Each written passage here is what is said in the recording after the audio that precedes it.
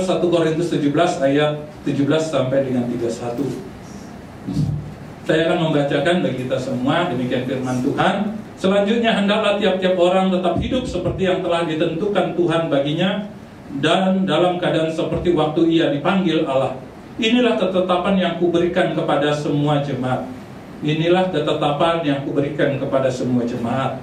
Kalau seorang dipanggil dalam keadaan bersunat, janganlah ia berusaha meniadakan tanda-tanda sunat itu.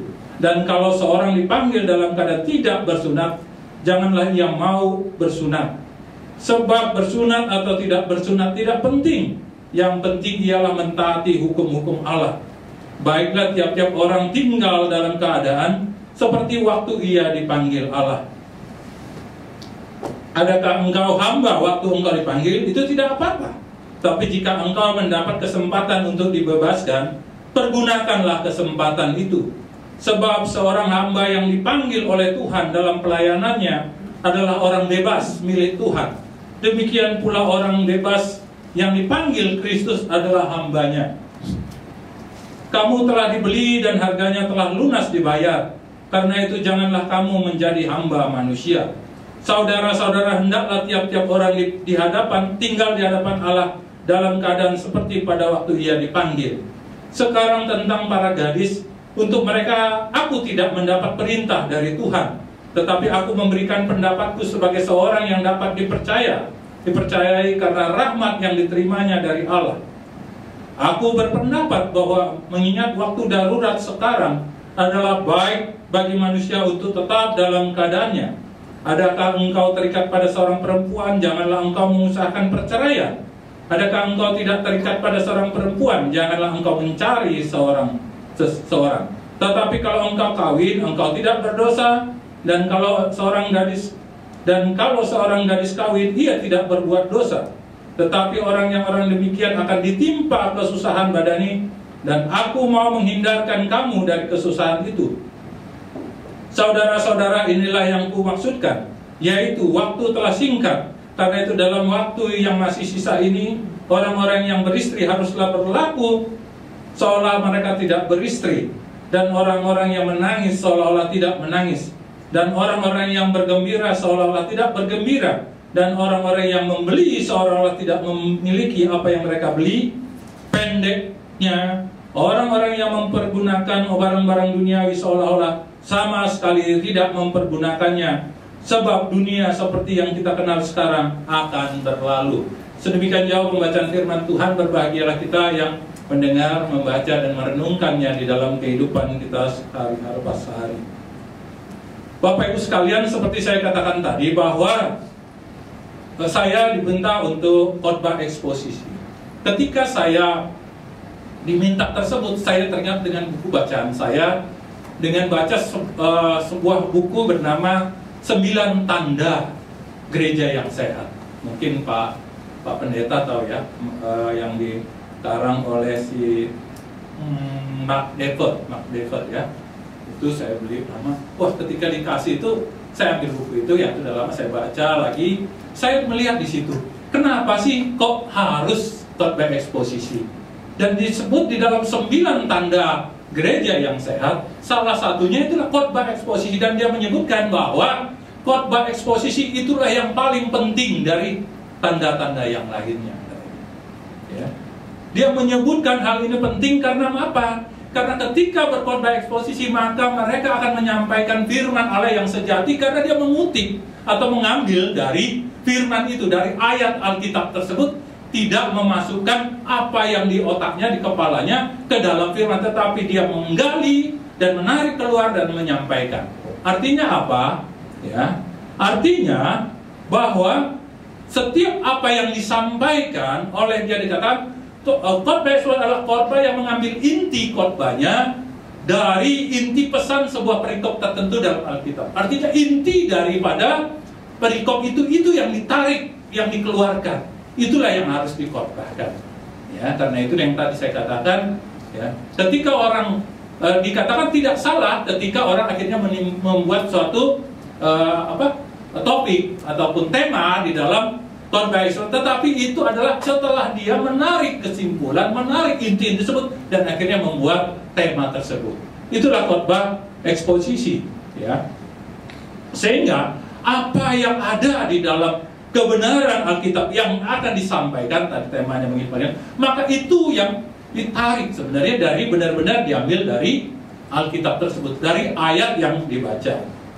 Bapak Ibu sekalian, mohon izin kalau saya nanti agak tetap gerak-gerak gini ya, karena memang saya punya kelemahan. Kalau saya berdiri lama itu biasanya kenapa saya tadi duduk itu supaya bisa mengimbangi di sini. Karena saya pernah punya riwayat stroke, sehingga ketika berdiri itu agak biasanya nggak bisa tahan lama. Jadi kalau saya goyang-goyang jangan bukan berarti pendeta ini pengkhotbahnya lagi ini ya. Tapi saya menyesuaikan karena memang kalau yang saya alami, kalau seandainya saya stuck gini ya, karena di kita di kantor juga ada, itu langsung saya nggak tahu gitu langsung saya sebenarnya yang pecah itu kanan, tetapi yang kiri itu malah yang jadi double gitu katanya kerjanya, sehingga ini kadang-kadang yang kiri menjadi istilahnya mati rasa kebas gitu. Nah, itu jadi makanya kalau untuk mengatasi itu ya itu harus gerak-gerak gitu ya. Itu mohon maaf, jadi kalau seandainya saya agak sedemikian seperti goyang-goyang macam pendeta goyang-goyang gitu, ataupun hamba Tuhan goyang-goyang gitu ya. Jadi itu ketika kita mengatakan khotbah eksposisi, maka mengambil inti. Karena itulah kemarin saya menyampaikan walaupun tadi saya katakan tetap kita berpatokan kepada tema kita menghidupi panggilan Tuhan, ya, namun tidak keluar daripada ayat-ayat yang kita baca.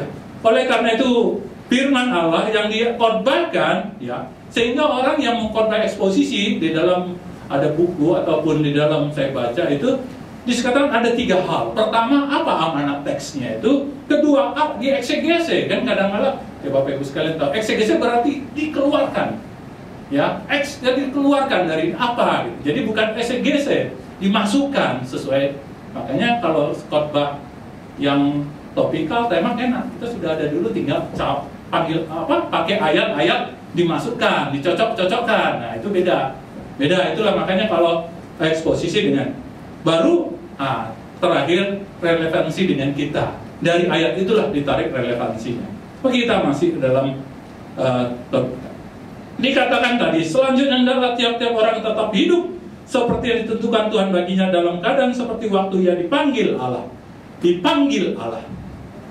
Apa itu panggilan Allah? Kan gitu ya.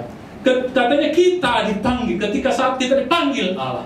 Artinya panggilan adalah anugerah yang diberikan Tuhan bagi kita, atau karunia yang diberikan oleh Allah kepada kita, kepada seseorang yang ingin menjadi umatnya, menjadi anaknya. Itulah artinya panggilan. Artinya inisiatif itu berasal dari Allah, ya. Karena itu Bapak Ibu sekalian, jemaat sekalian, kita semua kita bersyukur karena bukan kita yang memilih supaya kita dipanggil, tetapi inilah anugerah di mana Allah yang menentukan dari kekekalan kita menjadi umatnya. Itulah panggilan, ya. Artinya apa? Kita itu mendapatkan anugerah, bersyukurlah kita. Itulah panggilan, berarti kita mendapatkan suatu anugerah, suatu kasih karunia yang Tuhan berikan, di mana itu adalah inisiatif dari Allah untuk menjadikan kita sebagai umatnya. Ya. Kita dipanggil karena memang Allah berbelas kasihan kepada kita. Kita dipanggil karena memang Allah memiliki kasih karunia kepada kita. Karena itulah dalam Alkitab jelas sekali dikatakan, berapakah jangan bermegah di dalam dirimu, jangan, itu bukan hasil usahamu, itu semua pemberian Tuhan, itu adalah anugerah Tuhan. Ketika kita dipanggil pun itu adalah anugerah Tuhan. Kita diberi kesempatan pun menjadi umatnya, itu adalah anugerah Tuhan. Sehingga kita tidak ada usaha, tidak ada upaya yang kita lakukan sehingga kita bisa layak dipanggil olehnya. Karena itulah nanti Bapak Ibu sekalian di ayat-ayat selanjutnya kita lihat, sehingga tidak ada membedakan antara budak, hamba, ataupun orang bebas, ya. Ketika dipanggil, maka mereka adalah hambanya, mereka adalah umatnya. Tidak lagi kedudukan, oh aku lebih tinggi dari dia. Tidak. Kenapa? Kedudukan kita sama, yang ditebus, yang dipilih oleh Allah karena anugerahnya. Tidak ada sesuatu yang layak, sesuatu yang pantas. Oh, karena saya seorang doktor teologi kah? Saya seorang pendeta kah? Saya seorang hamba Tuhan kah? Atau seorang jemaat atau penatua dengan orang-orang yang biasa? Tidak. Itu dikatakan itu adalah anugerah. Ya. Dan panggilan itu sudah ditentukan. Itu dikatakan Roma 8 ayat 30. Kita dipilih, dipanggil, diselamatkan. Itu artinya apa? Itu adalah karunia Allah. Dan itulah penentuan Allah. Bukan karena kehebatan kita, karena upaya kita. Tidak ada tawar-menawar, tidak ada usaha ketika Allah memanggil kita. Itu adalah inisiatif oleh Allah. Sehingga panggilanlah karya Allah semata yang telah ditentukan bagi kita. Ya. Ketika ada panggilan dilakukan dalam maka tindakan kasih, kita hanya menerima dan percaya dan setia kepada panggilan. Itu saja yang kita lakukan. Ya. Ketika ada panggilan, ada karya Allah di dalam diri kita. Bagaimana kita menerimanya? Tinggal setia menjalani, yaitu tadi tema kita bagaimana menghidupi panggilan tersebut. Ya. Oleh karena itu kita patut bersyukur, ya, patut berterima kasih untuk anugerah yang Tuhan berikan bagi kita. Ya. Kita bersyukur karena memang anugerah yang besar yang Tuhan berikan. Mungkin orang berusaha untuk berbuat baik, untuk ini segala macam. Tidak, itu adalah anugerah yang Tuhan kerjakan. Dan kedua yang tadi saya katakan, tidak ada pembedaan-pembedaan ketika Tuhan memanggil kita.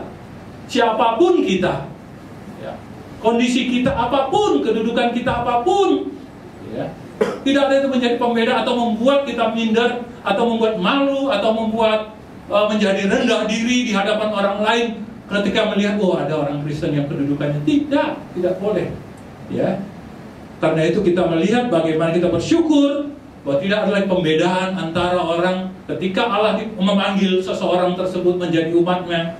Tidak ada lagi kedudukan hamba ataupun Tuhan di dalamnya, tetapi kedudukannya sama. Tetapi ingat, kata tadi dikatakan, nanti kita jelaskan, saya uraikan. Tapi ingat dikatakan tiap-tiap tetap hidup seperti yang telah ditentukan.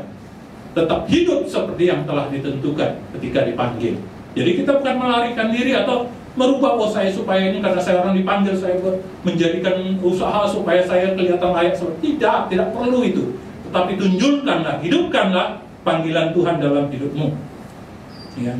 Artinya bahwa ketika kita dipanggil oleh kita itu sesuai dengan yang sudah ditentukan Allah.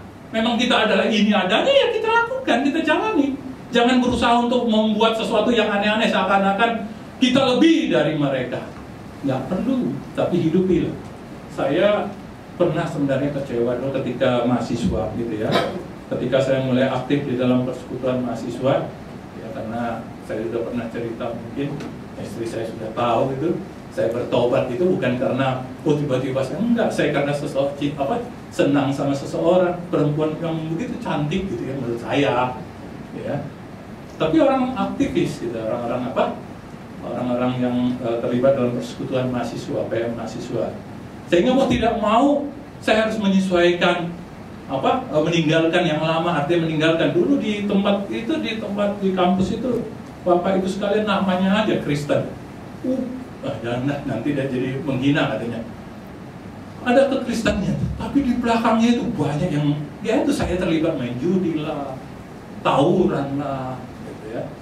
Sering terjadi.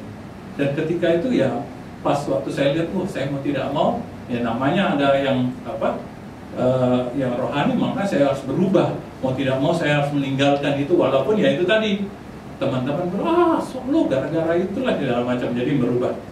Ya, sehingga tapi ketika saya berubah, ada yang mengatakan, belum lahir baru, mesti begitu segala macam.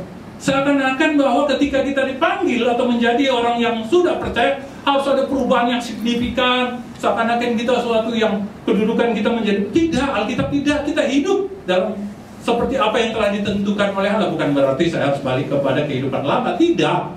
Tetapi siapapun kita, apapun pekerjaan kita, apapun kedudukan itu yang ingin dikatakan bahwa kita harus jalani itu, tetapi setia dalam panggilan, ya, dan kita hidupi panggilan tersebut, ya, dan kita tidak perlu malu atau merasa rendah diri terhadap kedudukan, karena yang ingin disampaikan kembali teks ini mengajar bagaimana kedudukan dulu di dalam kehidupan. Karena kita baca Korintus, maka kita harus melihat Bagaimana kondisi Korintus?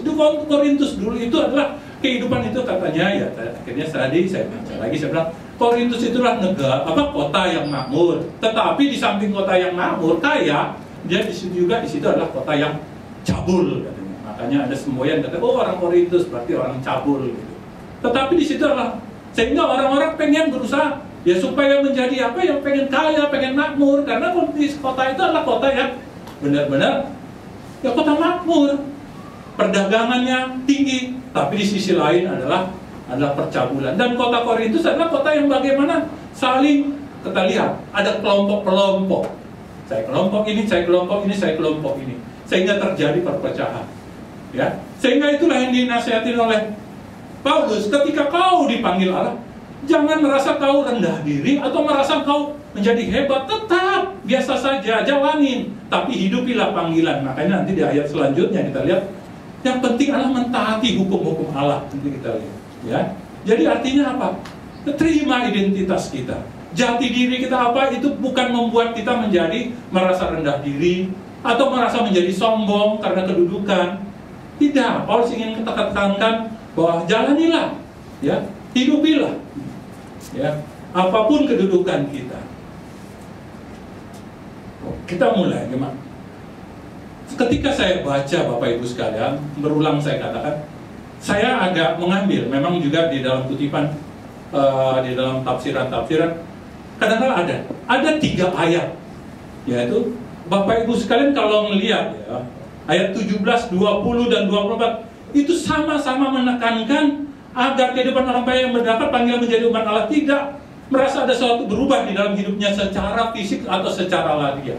Kalau Bapak Ibu sekalian baca, kenapa itu perlu penekanan yang dikatakan oleh Paulus? Contoh dikatakan ya 17, dikatakan selanjutnya tiap orang hidup seperti yang ditentukan Allah Tuhan baginya dalam keadaan seperti waktu dia dipanggil Allah. Ayat 20 kan, baiklah tiap-tiap orang tinggal dalam keadaan seperti waktu ia dipanggil Allah. Ayat 24 dikatakan, saudara-saudara, hendaklah tiap-tiap orang tinggal di hadapan Allah dalam keadaan seperti pada waktu dia panggil Allah. Artinya itu penekanan, jangan kamu merasa rendah diri, jangan kamu merasa tinggi hati, jangan kamu merasa atau apapun ketika kamu dipanggil, jalanilah seperti apa adanya. Ketika kita dipanggil oleh Allah, Paulus selalu tekankan 3 kali betul-betul, ya, di dalam 17, 20, 24 bagaimana dia ingin menekankan bagi orang percaya, ketika engkau dipanggil, terima panggilan dan terima jati dirimu, kalaupun kau dudukanmu itu status sosialmu, karena ini berbicara di Korintus yang terjadi perpecahan, ada kelompok-kelompok, ada kehidupan-kehidupan, ada kelompok yang mungkin cabul, ada kelompok yang kaya, tapi ingin ditekankan terima, ya. Jangan engkau merasa rendah diri atau merasa sombong karena kedudukanmu, tidak, ya. Jalani itu dan jangan menjadi pemecah atas kedudukan itu. Bapak Ibu sekalian, di dalam konteks yang kita baca 17 sampai 31 ada 2 poin sebenarnya, dua hal yang disampaikan. Karena itu kemarin saya bilang 17 sampai 24 itu terkait dengan bagaimana cara dan pola kehidupan orang-orang yang dipanggil menjadi umat Allah, baik hamba atau bebas, bersunat atau tidak. Artinya apa? Inilah orang-orang, dijelaskan di dalam 17-24 bagaimana kehidupan orang-orang di Korintus itu, kedudukan status sosialnya. Mereka ada orang yang hidup yang kaya, tetapi ada orang rendah, yaitu dilambangkan ada Tuhan, ada hamba. Tetapi di sisi lain ada orang bersunat atau orang tidak bersunat. Artinya ada orang kelompok Yahudi atau orang kelompok Yunani.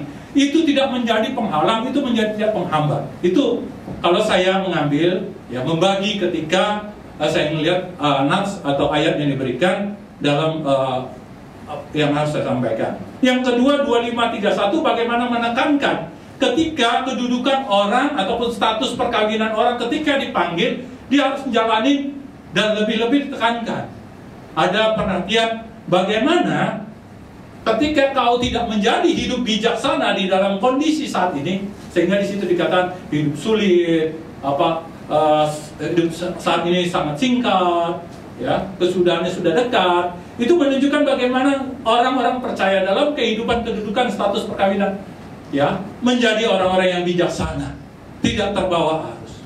Ya. Bapak Ibu sekalian, oleh karena itulah, ya, tadi dikatakan kita belajar bagaimana kita menghidupi orang-orang panggilan. Kita harus tahu jati diri kita, siapa kita, ya. Ketika kita dipanggil, mungkin kita kedudukannya tinggi, mungkin kedudukan kita rendah, mungkin kita golongan status kita rendah, mungkin status kita mungkin tinggi hebat gitu. Tapi ayat ini menekankan bagaimana di dalam tujuan itu tidak penting dikatakan, tidak penting bersunat atau tidak bersunat, tidak penting kaya ataupun apa dikatakan, tidak penting. Yang penting adalah bagaimana kau mentaati, menghidupi firman Tuhan. Ya, Bapak Ibu sekalian, itulah yang harus kita tanamkan. Sehingga ayat 17:20 mengajarkan kepada kita, kalau kita dapat panggilan dari bersyukur dan jangan menjadi minder atau malu terhadap kedudukanmu ketika kau dipanggil. Tapi jalanilah, karena bukan itu yang menjadi penting.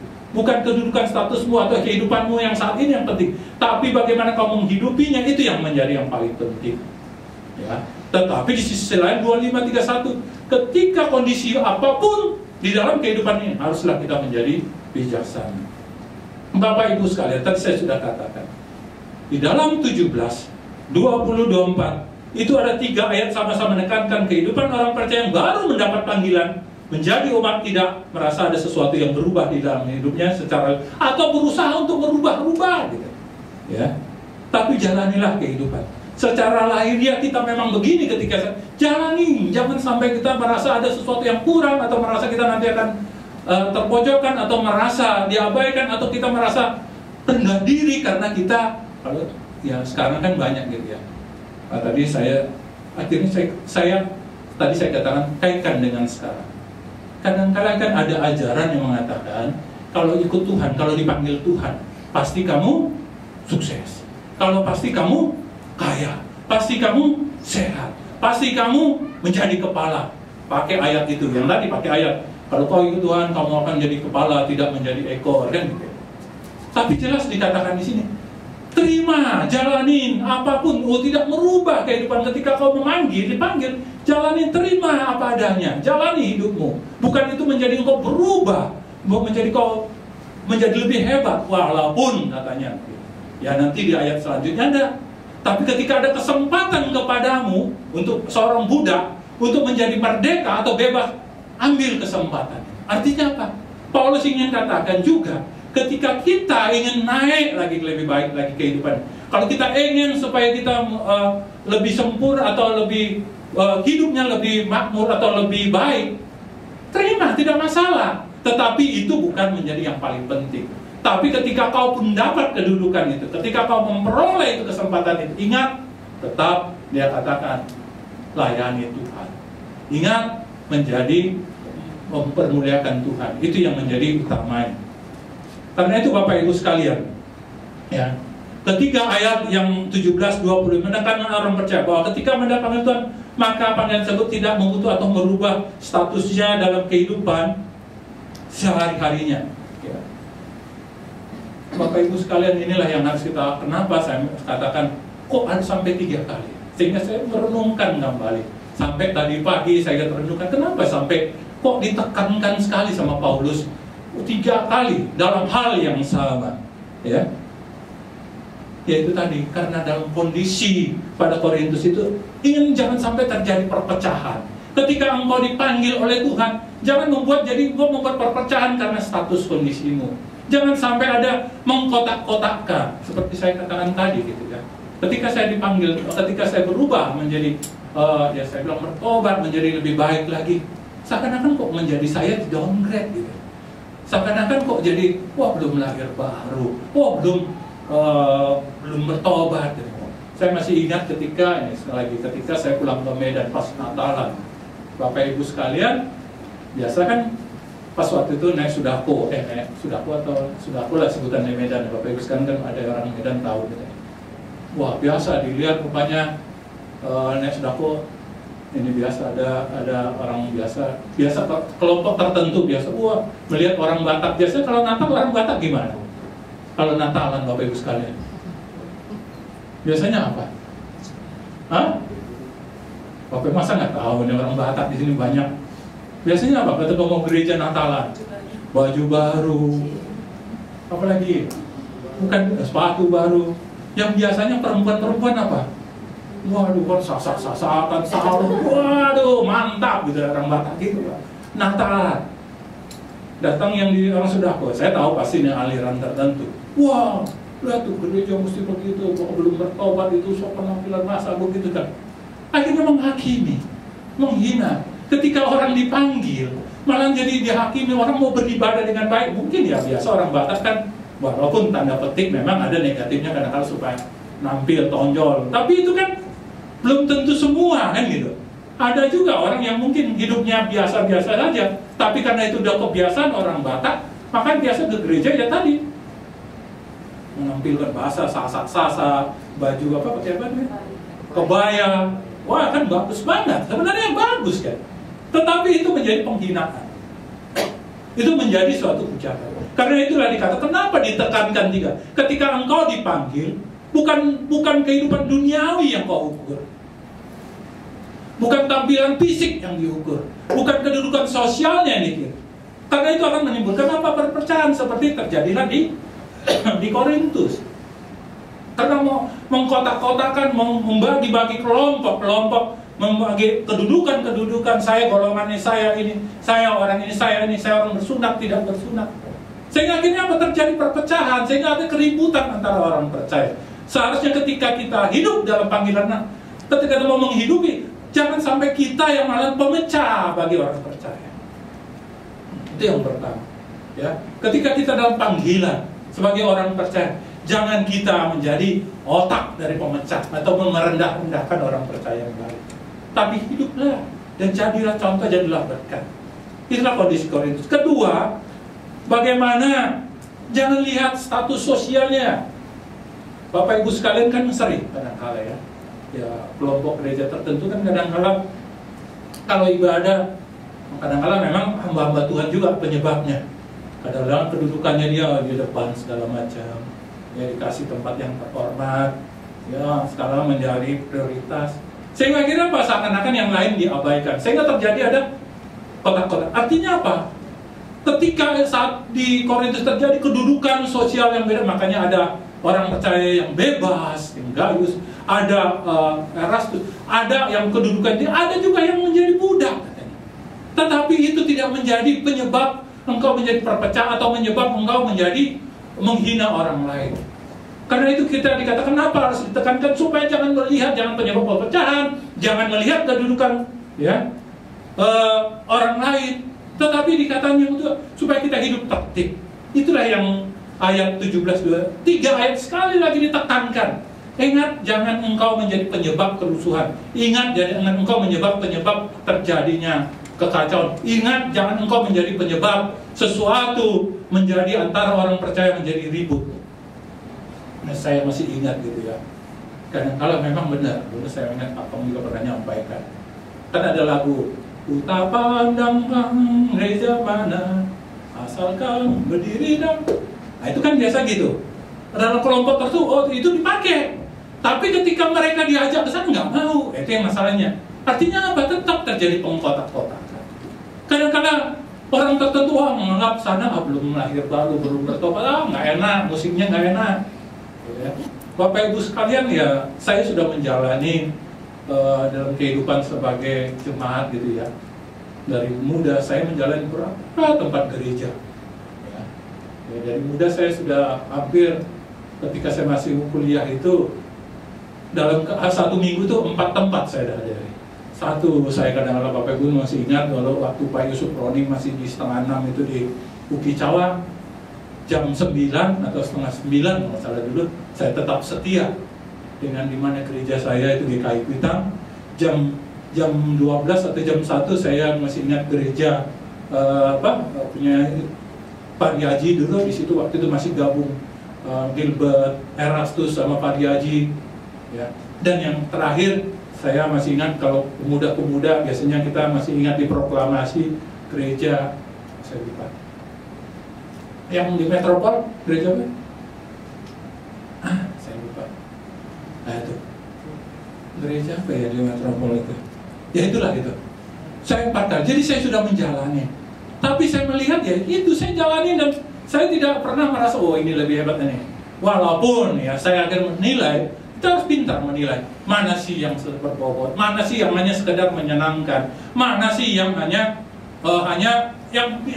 itu ingin tampil, ingin gabung-gabung, atau benar-benar kepada firman Tuhan. Ya, walaupun di sisi lain saya sekali-sekali waktu itu masih gereja GRI, kadang-kadang tukaran karena itu GKI sama GRI. Artinya saya jalani, walaupun capek kadang-kadang.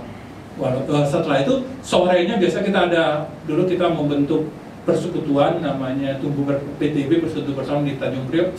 Sabtunya itu saya harus ikut, kita melayani di sana di Tanjung Priok. Jadi sebenarnya saya sudah lama sebenarnya. Ya, kenapa itu? Karena memang saya sudah tertarik untuk menjadi pelayan Tuhan. Karena sudah lama sekali, tetapi ya saya mulai agak mundur, mulai agak menyimpang. Bapak Ibu sekalian mungkin sudah pernah saya jelaskan.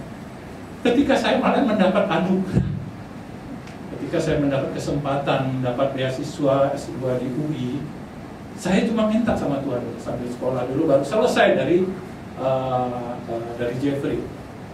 Tuhan, kalau saya ini bagus supaya mendapat istilah katanya menambah, supaya orang tidak menganggap rendah status saya, pendidikan saya, Tuhan izinkan. Itu memang jujur saya bilang itu dulu. Saya ingin kuliah S2 itu bukan untuk supaya kedudukan saya lebih tinggi di pegawai negeri atau enggak. Saya memang dulu ingat Tuhan, saya ingin kalau orang melihat saya, S2-nya bukan hanya Jeffrey pendidikan teologi, tapi juga ada di umum juga. Itu. Tapi akhirnya apa? Malah lari Bapak Ibu sekalian. Jujur saya. Malah setelah saya lulus itu, setelah saya dapat dan lulus itu, malah pelayanan saya yang tadinya giat, itu malah menjadi mundur. Malah jadi prioritas, saya pikir udah apa sekarang, menjadi mendapat kedudukan lebih bagus lagi. Apalagi tugas belajar, pikir. Artinya apa? Berarti kedudukan itu tidak menjamin akhirnya kita menjadi setia kepada Tuhan. Itulah Bapak Ibu sekalian, hati-hati ketika kita melihat bahwa ingin yang ditekankan oleh Paulus, ketika kaum mendapat panggilan, jangan melihat statusnya, jangan melihat kedudukan, jangan melihat dunia ini, jangan melihat fasilitas ataupun lahiriah, tidak. Kalau kaum yang panggilan, jalanilah, hidupin itu. Bukan berarti tadi Paulus katakan kalau ada kesempatan ya jalani, tapi jangan kesempatan itu malah membuat kau lari dari panggilan. Bapak Ibu sekalian, oleh karena itu setiap kondisi sosial diri, bahwa ketika panggilan datang bagi orang yang dipilih, maka kita hidup bagaimana kita selayaknya hidup saat itu. Kalau kita pun dipanggil demikian saat ini, ya kita jalani. Ya, Bapak Ibu, artinya apa? Tidak perlu malu atau takut terhadap jati diri. Ya, ketika Bapak Ibu sudah dipanggil Tuhan menjadi orang yang percaya, jangan malu. Kedudukan saya rendah, hidup saya rendah. Tidak, kita itu berharga di mata Tuhan. Artinya apa? Ini yang dikatakan oleh Paulus pada 1 Korintus. Kalau kau dipanggil Tuhan, tunjukkan jati diri dan lakukan yang memang yang harus kau lakukan. Ya, dan tidak perlu menyembunyikan diri kita, hidup kita sekarang, atau ragu untuk menunjukkan siapa kita sebenarnya, termasuk kedudukan sosial. Jangan malah ragu, jangan takut, jangan menyembunyikan jati diri kita. Tetapi kita harus hidup dan menjalani hidup kita sebagaimana adanya. Memang ini panggilan Tuhan. Hidup kita sudah diarahkan Tuhan, sudah ditentukan oleh Tuhan. Memang inilah yang masih saat ini Tuhan berikan, jalani. Jangan merasa rendah hati, jangan merasa kau juga yang tinggi, yang kedudukan tinggi, jangan menjadi sombong. Tetapi terimalah apa adanya. Oleh karena itu, Bapak Ibu sekalian, ayat 17 ingin mengatakan orang percaya harus hidup sesuai dengan panggilan yang ditentukan oleh Allah baginya, tetapi hidup dalam kebenaran, serta hidup seperti biasa dan tidak merasa bahwa tidak ada perubahan dalam hidup. Ketika kau dipanggil, tadi saya katakan, jangan ada ingin berubah sesuatu. Saya sudah panggilan Tuhan, saya anak Tuhan, berarti saya harus menjadi orang sukses, saya harus menjadi orang hebat. Itulah kejadian ketika yang saya ingat masih tahun 1998. Saya ingat sekali ketika dulu saya masih rajin-rajinnya persekutuan, ajaran kemakmuran, prosperity itu masih ya, teologi kemakmuran, teologi kesehatan itu mau merebak. Dan ketika 98 terjadi, berdasarkan katanya itu ada banyak orang akhirnya down, jatuh gila, dan kedua termasuk orang percaya dan akhirnya lari daripada Tuhan. Karena apa?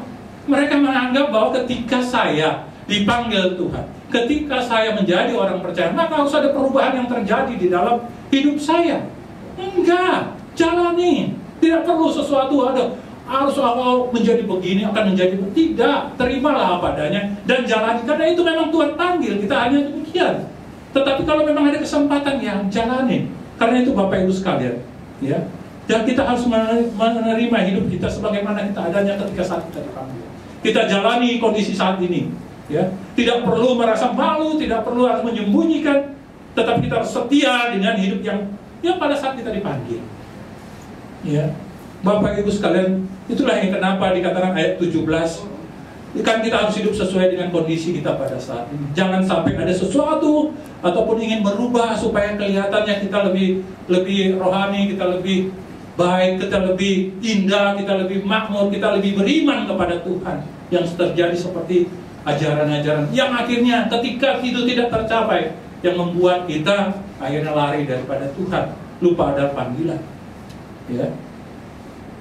Dan ayat ini juga Paulus ingin tekankan bahwa mereka harus hidup sesuai dengan ketentukannya. Telah memberikan ketetapan yang harus kita jalani. Allah sudah memberikan kita, memang ini saatnya kita hanya sampai di sini, ya udah kita jalani. Kita harus mempercayai bahwa ada maksud Tuhan di baliknya. Sekalipun memang kedudukan kita, status kita masih ada seperti ini. Tidak perlu menuntut Tuhan supaya kaya lebih demikian, supaya saya bisa menjadi lebih hebat, supaya saya hanya terpandang. Akhirnya niat, motivasi bukan lagi memuliakan Tuhan, tetapi hanya untuk kepentingan sendiri. Bapak Ibu sekalian, kalau ditekankan 17a, ketika Allah manggil, maka kita harus sesuai dengan apa yang ditentukan oleh Tuhan bagi kita. Ingat, dalam 17a ini ingin diajarkan bahwa kita harus hidup sesuai dengan apa yang telah ditentukan. Apa yang ditentukan? Bapak Ibu sekalian, ketika Bapak Ibu dipanggil oleh Allah, ketika awal panggilan Allah, pasti kita berusaha untuk menanggalkan hidup lama kita. Ya, itu tadi keinginan untuk makmur, keinginan keduniawian kita jangan menjadi lebih utama atau itu menjadi lebih yang menjadi prioritas. Tidak, harus kita tanggalkan. Yang kedua, ya, ketika kita mendapat panggilan, kita harus hidup sesuai dengan apa yang ditentukan. Kita harus hidup di dalam roh, hidup dalam pimpinan Tuhan, bukan lagi hidup dalam keinginan duniawi, keinginan kedagingan kita. Jangan sampai itu menguasai hidup kita. Itu harus bisa kita kalahkan. Itu harus bisa kita tanggalkan. Itu harus bisa kita rendahkan. Dan juga bahwa ketika kita, ya Bapak Ibu sekalian, maka jadi Paulus mengatakan, ketika kita sudah dapat panggilan, maka kita lebih takut kepada Allah, bukan kepada manusia. Prioritas kita memuliakan Tuhan, bukan memuliakan manusia. Maka dikatakan, kamu harus hidup semakin memuliakan Tuhan, ya. Dan kamu harus hidup melayani Tuhan, ya. Artinya apa? Bapak Ibu sekalian, ketika kita dapat panggilan daripada Tuhan, maka kita harus lebih taat kepada Allah, bukan lebih taat kepada manusia. Dalam kedudukan, dalam status, dalam kondisi apapun, Bapak Ibu sekalian tidak perlu, ya, merasa malu, tidak perlu merasa rendah diri ataupun merasa tinggi hati karena tidak, jalani seperti biasa. Dan lebih utama, fokusnya sudah kita berubah. Seharusnya tadi kita menuju kepada duniawi, kita harus menuju kepada hal rohani. Kita harus takut karena tadi di Korintus itu ada hamba, ada Tuhan. Di sana diajarkan bagaimana kedudukan itu seakan kita lebih tergantung kepada, tidak, kita harus lebih tergantung kepada. Dan ketika di Korintus itu hidup keduniawian, hidup nafsu, makanya dalam ada bergembiralah segala macam, itu berubah menjadi nafsu kita bukan di dalam duniawi, tetapi nafsu kita adalah bagaimana menyenangkan Tuhan, hidup dalam hal rohani. Karena itu Bapak Ibu sekalian, hidup seperti awal panggilan berarti kita harus hidup bergelora kepada Tuhan. Hidup yang selalu ingin menyenangkan Tuhan, hidup yang selalu ingin melayani Tuhan. Itu panggilan. Hidup yang selalu menjaga kesucian hidup. Makanya di dalam Korintus selalu ditekankan, ya, bagaimana itu jangan sampai bejatnya orang Korintus itu, jangan sampai kita, bahkan seperti dikatakan orang percaya pun hidupnya bejat. Ya, orang yang dipilih Tuhan pun di Paulus ini banyak pada saat panggilan mereka waktu itu bagus menanggalkan, tetapi mulai mereka hidupnya kok jadi berubah? Karena mereka ingin menyesuaikan dengan kondisi saat itu, menjadi bejat. Karena itu bagaimana kita selalu menjaga kesucian hidup kita. Itulah yang dikatakan hidup di awal panggilan. Biasanya ketika kita di awal di panggilan, biasa kita selalu ingin bergelora melayani Tuhan. Kita sadar bahwa kita orang berdosa, kita ingin bertobat dan ingin kembali kepada Tuhan. Biasanya kita selalu, oh tadi kita ini benar, kita bisa kritis terhadap hidup kita. Ya, kritis artinya apa? Bapak Ibu sekalian, saya sering kadang-kadang mengingat, ya, nggak tahu mungkin karena faktor tua kali ya. Kadang-kadang saya mengingat ketika saya hidup saya dari muda sebelum saya bertobat, itu saya ingat sekarang. Akhirnya saya bilang kepada Tuhan, saya tidak layak sebenarnya mendapatkan tempat. Dan saya minta Tuhan tolong ampuni segala perbuatan saya. Ya, keluarga saya dulu bagaimana bejatnya hidup saya.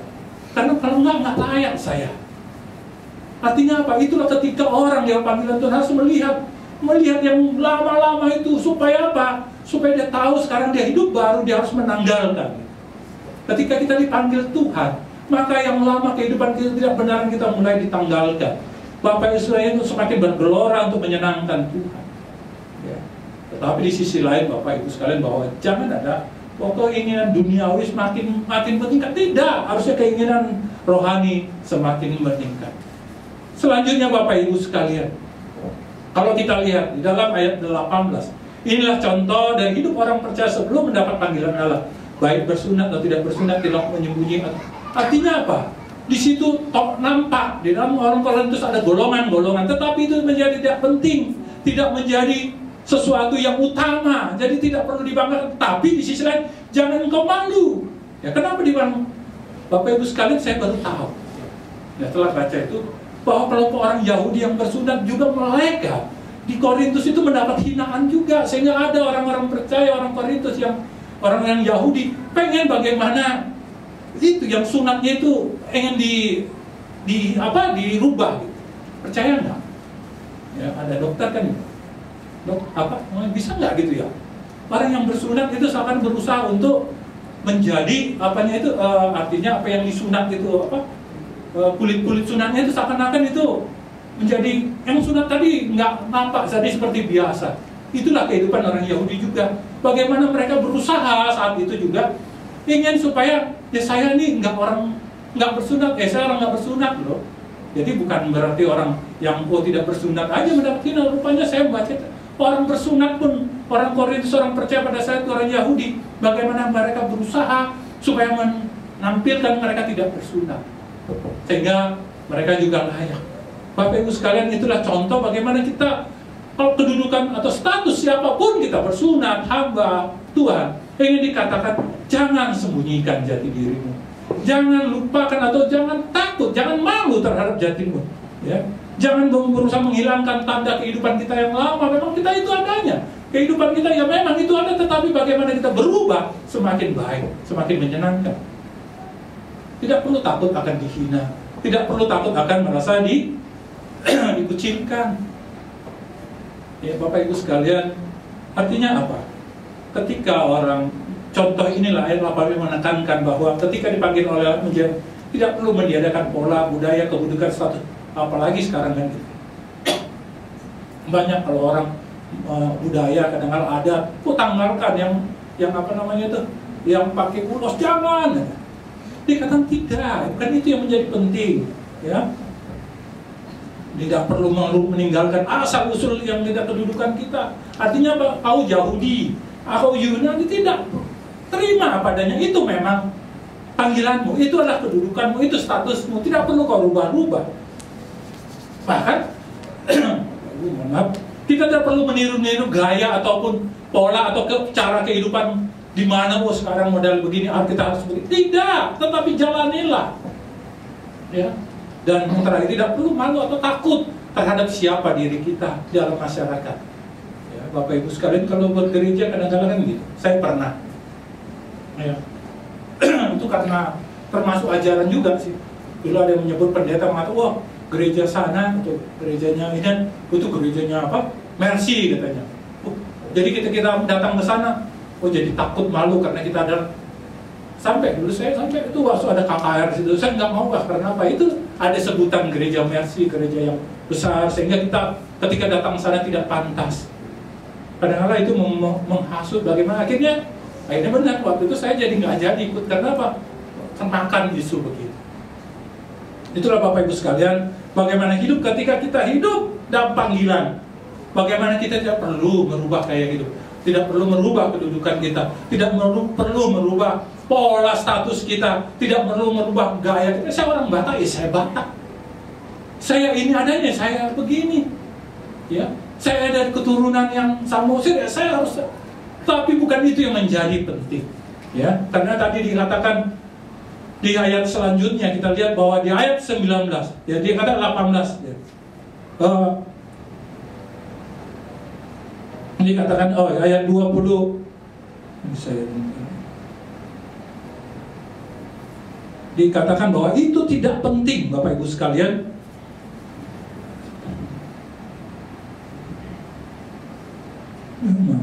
Gimana orang mau menjadi seorang ya? Sekalipun sendiri tidak hidup pada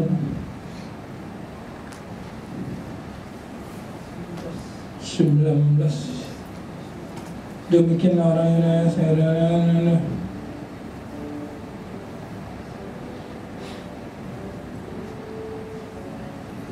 dikatanya. Jadi ingin dikatakan ya bahwa Bapak Ibu sekalian bahwa itu tidak kedudukan, perubahan gaya, pola itu tidak menjadi penting. Tetapi yang penting bagaimana kita mentaati hukum-hukum Tuhan. Ya, bagaimana kita berjalan di dalam hukum Tuhan itu yang menjadi penting sehingga kita tidak terjebak dari pola-pola. Ya. Sebentar. Ya, dikatakan ayat 21. Adakah engkau hamba atau engkau itu tidak apa-apa. Ya, artinya tidak apa-apa, statusmu tidak apa-apa, kedudukanmu tidak apa-apa, gaya hidupmu, polamu, bagaimanapun itu tidak menjadi apa-apa, itu tidak menjadi ukuran. Tetapi bagaimana mentaati Tuhanlah, itu yang menjadi ukuran.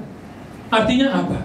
Bagaimana ketika orang yang dipanggil oleh Tuhan, ketika dia panggil dia bisa hidupi kehidupan panggilannya. Berarti dia harus hidup dalam kebenaran. Itu yang ayat 19. Bagaimana dia hidup sesuai dengan panggilan itu berdasarkan apa yang Tuhan perintahkan, bukan manusia perintahkan. Bahkan di dalam ayat 2, hidup melayani Tuhan dengan sepenuh hati. Yang dikatakan ayat 22, bagaimana kita hidup tunduk kepada Allah, bukan kepada manusia. Hidup tidak terikat kepada materi atau duniawi ini. Itu ayat 23, bagaimana kita harus hidup terikat hanya kepada Allah. Karena kita sudah menjadi hamba Allah, kita ditebus, diselamatkan.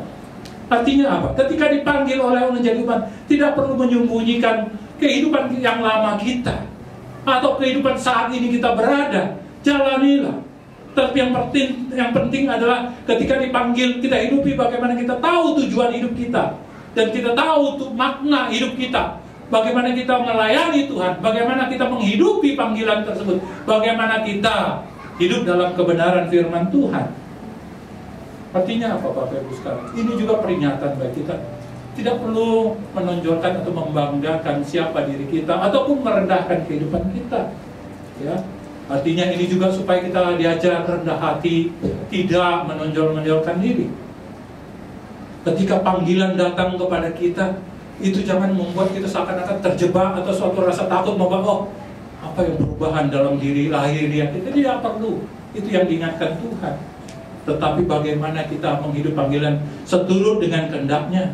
Bagaimana kita ketika kita dipanggil oleh Tuhan, tidak lagi kita ingin dikuasai oleh hawa nafsu duniawi ini, ya, bahkan tidak mampu menguasai. Padahal nanti kita lihat bagaimana seharusnya ketika kita sudah dipanggil oleh Tuhan, seharusnya kita bisa menanggalkan keinginan duniawi, karena kita sudah hidup di dalam kebenaran, karena kita sudah ditebus, dibayar.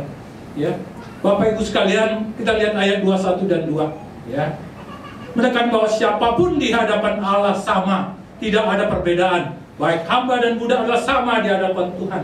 Bedanya hanya yang satu bebas, yang satu di bawah kontrol majikannya, atau yang satu mungkin dia bisa mengatur, tapi yang lain diatur. Tetapi intinya itu bukan menjadi pembedaan di hadapan Allah. Karena itu Paulus menekan jika ada kesempatan bagi orang yang rendah, tadi saya katakan bahwa tidak ada larangan kita untuk mengambil kesempatan lebih baik dalam kehidupan dunia. Tidak ada. Tetapi kalaupun itu ada kesempatan, ingat, bukan itu menjadi menonjolkan diri atau membanggakan, tetapi itu tujuannya untuk menjadi hamba Tuhan, pelayan Tuhan. Ketika kita mendapat panggilan dalam kedudukan kita dan mendapat kesempatan lebih baik, ingat, jangan lupakan makna panggilan tersebut, yaitu untuk melayani dan memuliakan Tuhan. Ambil kesempatan tersebut. Tuhan ingin ajar, ketika kau menjadi kedudukan lebih penting, mendapatkan penghasilan lebih penting, ingat pelayanan Tuhan, ingat permuliaan Tuhan di dalamnya.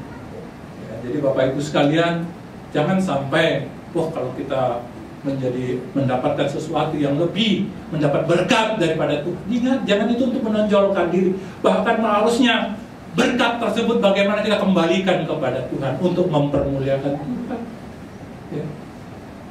Jadi Bapak Ibu sekalian, bagaimana terhadap kedudukan, status sosial kita, kehidupan jasmani kita, kehidupan finansial kita, itu tidak menjadi hambatan sebagai orang percaya, dan tidak menjadi penekan bagi orang yang percaya. Ya, saya dikatakan di ayat 21a itu tidak perlu minder. Ya, bahkan di dalam Kolose 3 ayat 11 dikatakan baik Yahudi maupun Yunani, bahwa kedudukannya sama, satu sama, tidak ada perbedaan.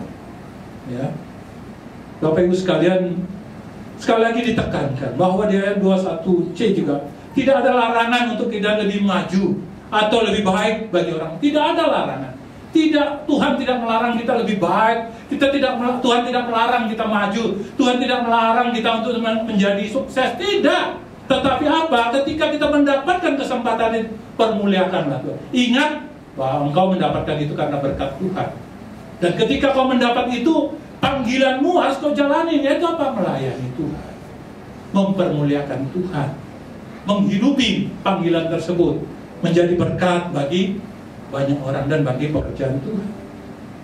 Seharusnya Bapak Ibu sekalian, ketika ada kesempatan, harusnya kita usahakan. Bahkan bagaimana ketika kita yang tadinya terikat akan manusia, kita mulai mendapat kesempatan bagaimana kita bebas dari keterikatan duniawi, keterikatan manusia.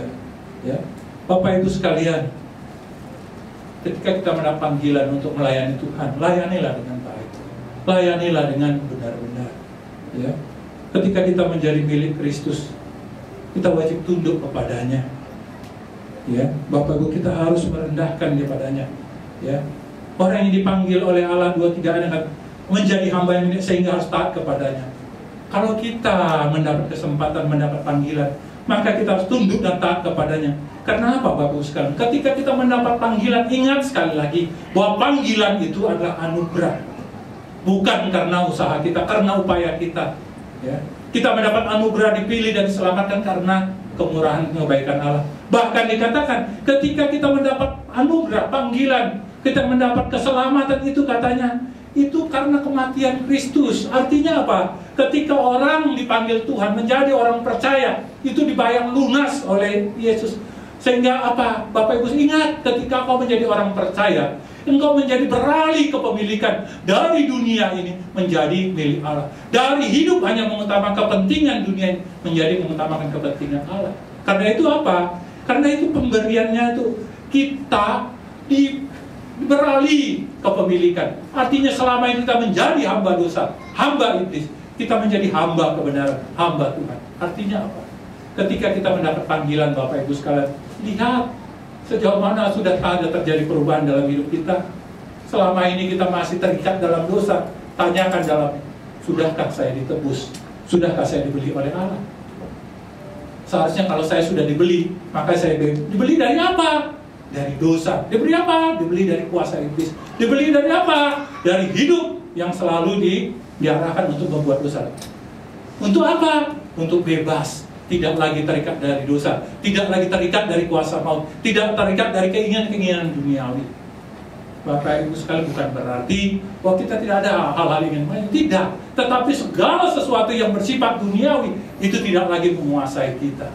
Kita sudah dibebaskan, dan bahkan katanya pembelian dilakukan dengan lunas dan tuntas. Artinya tidak ada sisa hutang. Artinya apa?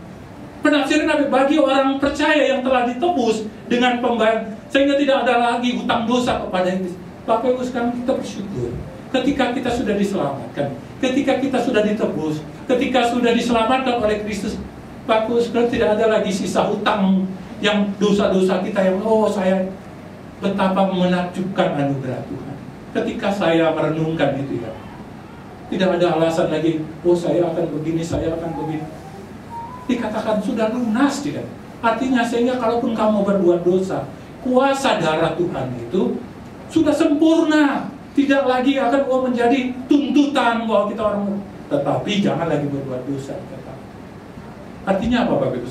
Kalau kita sudah diselamatkan, ditebus, tanyakan, benar nggak saya sudah diselamatkan? Bukan berarti saya bisa berbuat dosa, saya nanya lagi, tidak. Tetapi seharusnya itu menunjukkan ketika saya sudah diselamatkan, sudah ditebus, itu ini kalau seharusnya kita berusaha untuk tidak berbuat dosa lagi. Karena kita tidak dikuasai oleh keinginan duniawi, tidak lagi dikuasai hawa nafsu duniawi, ya. Dan bahwa pematiannya itu sempurna sekali untuk selama-lamanya. Artinya apa? Ya walaupun kita sering banyak orang menafsirkan ataupun denominasi bahwa ketika kita sudah diselamatkan, bisa kita jatuh dalam dosa. Jatuh dalam dosa artinya bisa kehilangan keselamatan.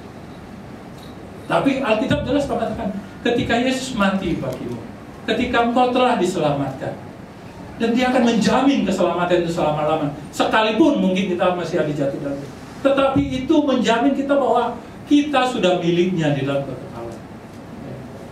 Bapak Ibu sekalian, ya, saya tadi pagi, ini besok hari terakhir saya menyelesaikan baca kembali, ya, bukan yang pertama atau yang berapa kali itu saya mengakhiri satu Alkitab itu, selesai kita buat dari mulai Kejadian sampai Wahyu.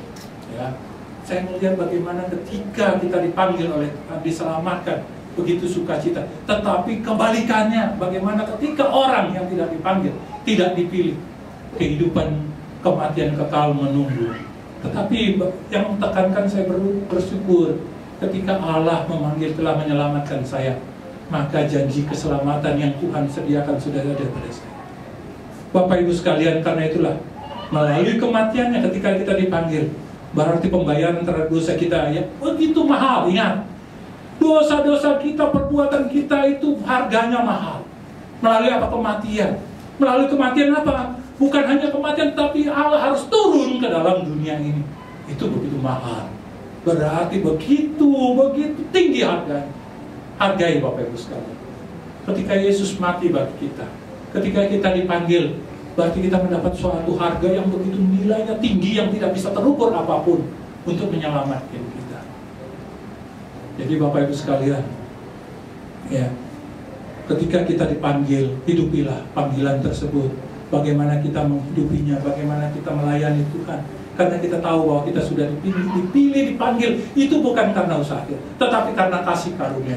Ketika pun kita dipilih dan dipanggil oleh Allah, kita juga diminta supaya kita menanggalkan. Jadi tidak ada alasan, saya masih manusia, saya masih dalam dunia ini pasti masih ada berbuat dosa. Iya, tetapi bukan itu alasan. Alkitab mengatakan kamu sudah ditebus, kamu sudah dibayar, tidak lagi dikuasai oleh hawa nafsu, tidak lagi dikuasai oleh dosa, tidak lagi dikuasai oleh keinginan dah. Tetapi bagaimana memuliakan Tuhan, ya? Dan pembayaran itu lunas. Bapak Ibu sekalian, kadang-kadang saya masih orang berdosa, saya masih muda-muda. Tidak, Alkitab jelas mengatakan kita sudah lunas, tuntas, tidak ada cicilan lagi, tidak ada keinginan, tidak ada apa lagi. Bapak Ibu sekalian, ya, sebagai aplikasi ketika kita menghidupi panggilan Tuhan, ya, walaupun tadi ayat masih ada lagi sebelumnya waktu kita, ya, ketika menghidup panggilan Tuhan, ingatlah, ketika kau dipanggil, kita dipanggil, jangan berkata bahwa saya karena saya atau karena usaha saya, tapi itu adalah anugerah, itulah kebaikan Tuhan. Artinya apa? Bersyukurlah karena kau dapat panggilan. Kau bersyukurlah kita untuk panggilan yang Tuhan kerjakan bagi kita. Karena kita tidak dilihat dari status tidak, bahwa kita orang berdosa, orang hina, orang rendah. Tidak. Tuhan memanggil kita, sekalipun kita hidup dalam dosa yang merah, tapi Dia masih layak mengira.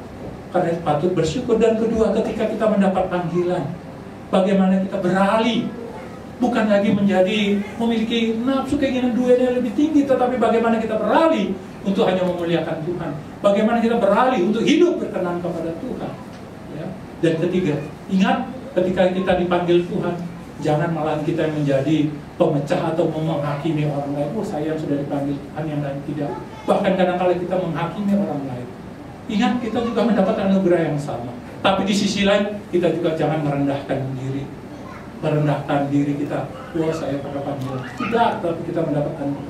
Karena itu Bapak Ibu sekalian, ya, ketika kita mendapat panggilan, ya, jadi iblis atau setan keinginan jangan lagi menguasai hidup kita. Bagaimana kita menjalani apa yang Tuhan, tidak lagi terikat menjadi dosa, menjadi bebas dari dosa, dan tidak menjadi hamba setan, tetapi menjadi hamba Allah. Biarlah pada akhirnya bagaimana ketika kita mendapat panggilan dari Tuhan, hidupi itu untuk melayani Dia, hidupi Dia itu untuk kita menjadi berkat, hidupi itu kita menjadi hidup yang berkenan kepada Tuhan, hidupi itu untuk menjadi kita lebih bijaksana. Ini poin yang keren, dan ada seharusnya di dalam ayat terakhir 31 dikatakan 32, bagaimana kita harus menjadi bijaksana. Sama seperti orang Korintus, ketika mereka dipanggil, bijaksanalah. Kalau kau jadi masih perawan atau belum kawin, jangan. Itu sebenarnya apa? Penekanan bagaimana di sana? Penganiayaan. Bagaimana tekanan bagi orang percaya. Dan kedua, kalau kau kawin, nanti kau akan mendapat beban, terikat, harus ada biaya-biaya segala macam. Pada waktu itu dalam kondisi, dalam tekanan, dalam kehidupan saat itu menjadi berat. Maka kata Allah, punya anak lebih parah lagi. Itu yang dikatakan. Kenapa Paulus lebih bagus jangan kawin, ataupun hidup itu sukar, Bapak Ibu sekalian. Tetapi biarlah kita menjadi bijaksana, sama seperti dalam dunia sekarang. Ketika kita dipanggil dalam Tuhan dan menghidupi dunia, kita harus bijaksana menghidupi panggilan tersebut. Jangan malah jatuh, kita malah membebani tubuh fisik kita. Tetapi bagaimana kita setia melayani Tuhan. Tuhan memberkati kita.